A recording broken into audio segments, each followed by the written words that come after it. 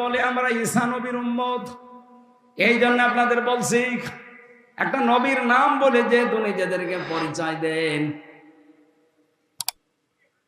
বিশ্বাস করতে পারেন এই দুনিয়াতেই অবশ্যই আমার আল্লাহ হয়তো নবী আর পাঠাবে না, আর রাসূল আর পাঠাবে না, কিন্তু আবাবিল পাঠাবে না। এই কথা কোরআনে আল্লাহ বলেন নাই? বলেন আল্লাহর কাছে মুসাফির অবস্থায় বলছি, আল্লাহ অন্তত পৃথিবীর এই নিকৃষ্ট জাতি অভিশপ্ত এই ইসরায়েলের জন্য তুমি আবার একটা আবাবিল ঝাঁক পাঠিয়ে দাও।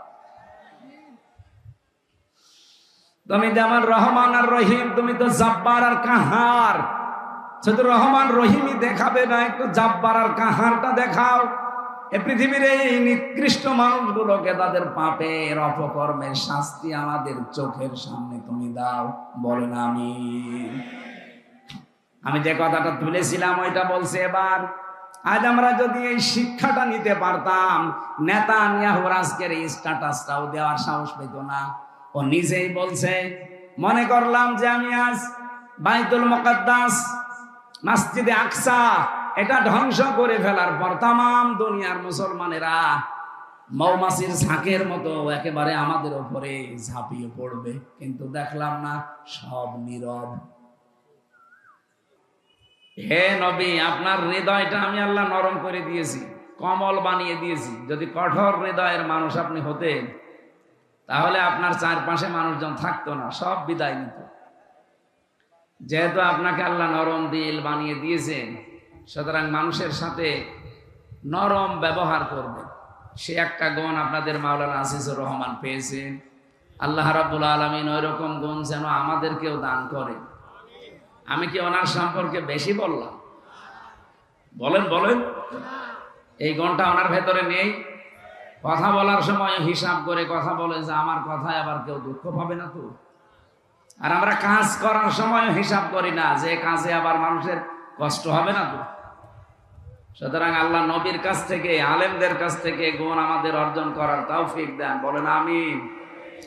এতক্ষণ যারাই কথা বললেন, বিশেষ করে মাওলানা হোসাইন মাহফুজ চুয়াডাঙ্গা, মাওলানা ফারুক হোসেন যুক্তিবাদী কুষ্টিয়া, এবং এই মাহফিলে বসে আছেন আপনাদের পাশের জেলা খুলনার সন্তান, ইসলামিক চিন্তাবিদ, শিক্ষাবিদ মাওলানা রবিউল ইসলাম দামাত বারকাতুহুমুল আলিয়া। ডানে বামে যারা বসে আছেন অবশ্যই আপনাদের শ্রদ্ধাভাজন ব্যক্তিত্ব এই মানুষগুলো। আমি এত বলার পর আপনার কথা বলতে হয় না মানে? আর এদেরকে নেতানিয়াহুর মতো এদেরকে বিবেক মরিয়ে গেছে। হ্যাঁ, এতবার বলা লাগবে কেন? আপনার জন্য যদি ডিস্টার্ব হয় না, নামাজের কাতার যদি বাঁকা হয়, যার কারণে বাঁকা হয় পুরা গোনা তার হয়। কথা বলেন না কেন? যেহেতু এই মাসলাটা বললামই, নামাজের কাতারে যার জন্য বাঁকা হয়ে যাবে, পুরা কাতারের গোনা তার উপরে বর্তাবে। এতটুকু শেষ না, তার ফিলিস্তিন সহ বিশ্বের যতগুলো দেশে আজ মুসলমান নিধন হচ্ছে, একদিকে দুঃখ পাচ্ছি কিন্তু আনন্দেরও বিষয় আছে। ফিলিস্তিনের এই মানুষগুলো, আজকে একটা বাচ্চা দেখলাম, একজন তার পক্ষ থেকে স্ট্যাটাস দিয়েছে, বোমা আমার উপরে মারেন, আমি আর পৃথিবীতে থাকতে চাই না এই ফিলিস্তিনে, গাজাতে। আমি শুনেছি জান্নাতে নাকি অনেক খাবার পাওয়া যায়। পৃথিবীতে থেকে তো না খেয়ে মরে যাচ্ছি, সুতরাং এরকম মরণ দরকার নেই, বোমা আমার উপরে ফেলেন। আমি অন্তত যেন জান্নাতের কথা শুনেছি, সেখানে নাকি খাবারের কোনো অভাব নেই। আমি তাড়াতাড়ি জান্নাতে চলে যেতে চাই, যেন ওখানে মন মতো খেতে পারি। সূরা আলে ইমরানের 140 নম্বর আয়াত আমি পড়েছি, ওয়ালিয়ালামাল্লাহুল্লাযীনা আমানু ওয়া ইয়াত্তাখিযা মিনকুম শুহাদা আল্লাহু লা ইউহিব্বুজ যালিমিন। রব্বুল আলামিন বলেন, সবাইকে তার শাহাদাতের মরণ আল্লাহ দেয় না। তোমাদের ভেতরে যাদের ঈমানের দাম আছে, আর যে মানুষগুলোর কর্মজীবন অ্যাক্টিভিটিস কারবার আল্লাহর পছন্দ হয়, এদেরকে আল্লাহ শাহাদতের মরণ দিয়ে ধন্য করে। ওয়ায়াত্তাখিদা মিনকুম শুহাদা, তাদেরকে আল্লাহ শাহাদতের মরণ দেন। কারণ এমনিতেই মরণ দিলে তো কবরে ঘুমিয়ে পড়তো, শাহাদাতের মরণ দিল আর ঘুমায় না। বালা হায়াউন ইনদা রাব্বিহিম ইরসাকুন, ও কিয়ামত পর্যন্ত জীবিত এবং আল্লাহ নিজে তাদেরকে রিজিক দেন। বলেন সুবহানাল্লাহ।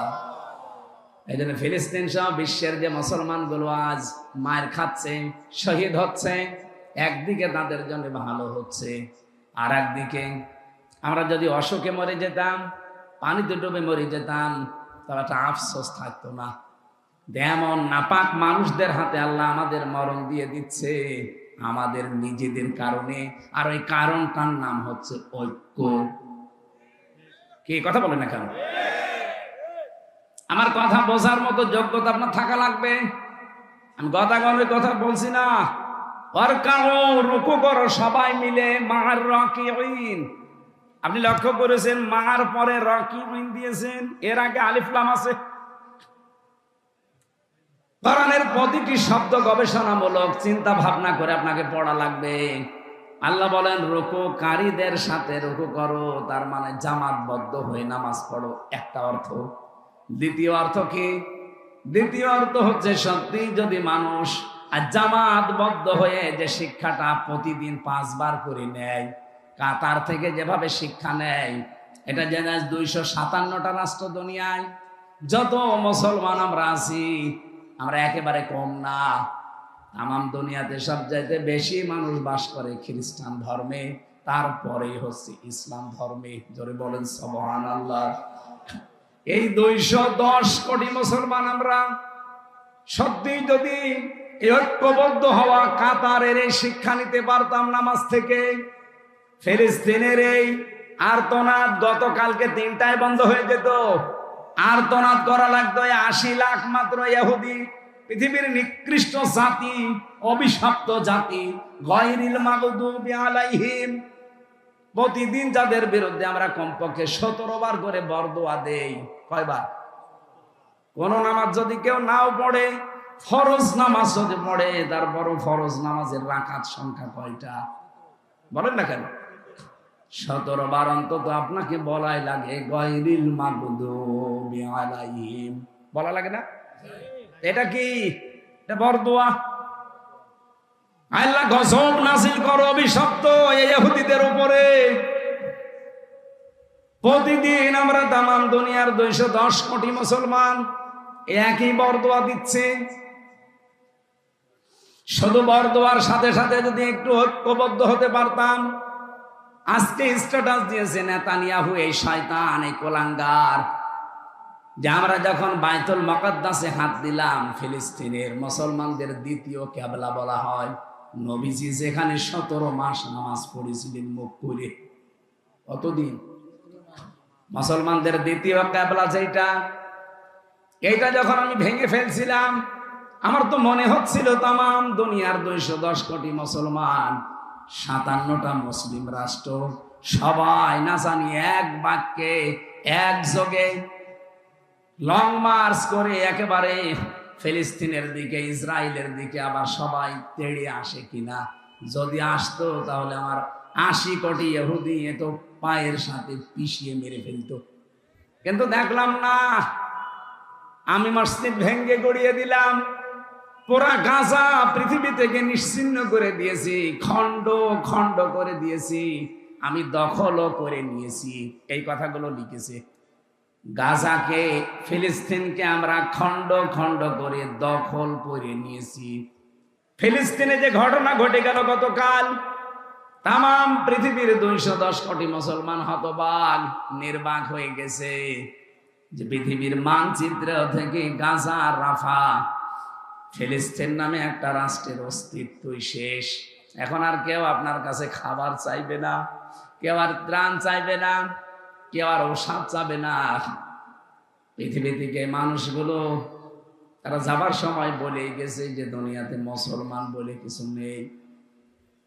210 কোটি মানুষ মুসলমান এই পৃথিবীতে, আর আমরা বোমার আঘাতে উঠতে উঠতে এক একবারে এক এক বোমা মারে, কারো মাথা উড়ে যায়, কারো ঠ্যাং উড়ে যায়। 8-10 জন, 20 জন, 15-20 জন বোমার সাথে আকাশে উড়তে থাকে।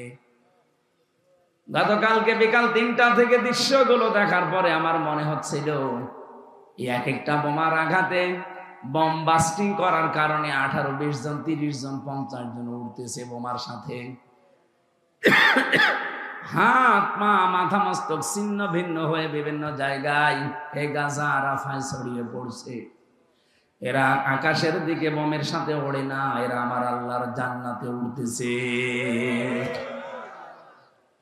মাঝে মাঝে পৃথিবী গরম হয়ে যায় কেন আপনি জানেন?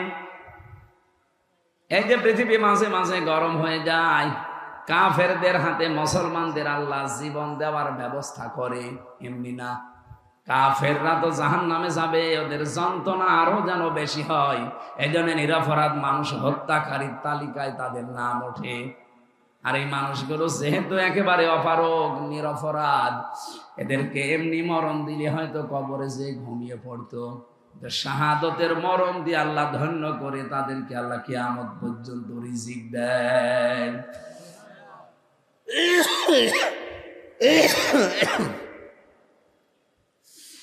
আমি একটা হাদিস পড়েছিলাম না, মুসলিম শরীফে, হযরতে আবু যর রাদিয়াল্লাহু তাআলা আনহু থেকে বর্ণিত। নবীজি বলেন, মানিদ্দাআ মা লাইসা লাহু মিন্না, এই পৃথিবীতে যেই জিনিসটা তোমার না, তুমি যদি ওইটার দখলদারিত্ব নিজের আয়ত্তে নিয়ে নাও, যে এটা আমার, জোর করে জবরদস্তি করে যদি ওর দখল নাও, নবীজি বলেন 2টা কথা, ফালাইসা মিন্না, 1 নম্বরে সে আমার দলভুক্ত না, 2 নম্বরে ওয়ালিয়াতাবাওয়া মাকআদাহু মিনান নার, সে যেন তার স্থান জাহান্নামের মাঝখানে করে নেয়। বলেন নাউজুবিল্লাহ।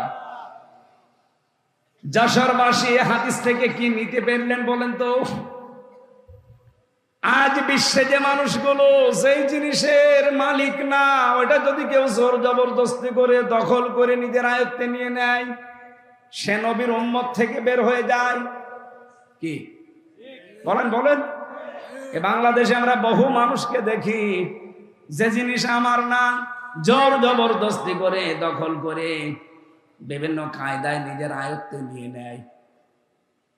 এটা আমি বেশি বললাম? কত মানুষ দেখেন আগস্টের 5 তারিখের পর থেকে ঘাট দখল, মাঠ দখল, বাজার দখল।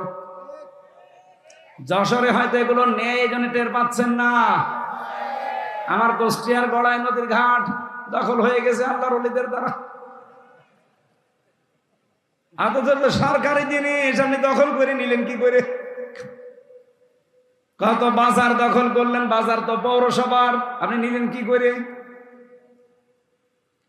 এই যে ঘাট দখল, বালি মহল দখল, কত দখল চলে। যারা এগুলো করেন, যদি যশোরে কেউ থাকেন, হুঁশিয়ার, আপনি কিন্তু নামাজ পড়তে পারেন, রোজা রাখতে পারেন, হজ করে আসতে পারেন, আপনার দাড়ি থাকতে পারে, আপনার নামের আগে মোহাম্মদ থাকতে পারে, আপনি নবীর উম্মত থেকে বের হয়ে গেছেন।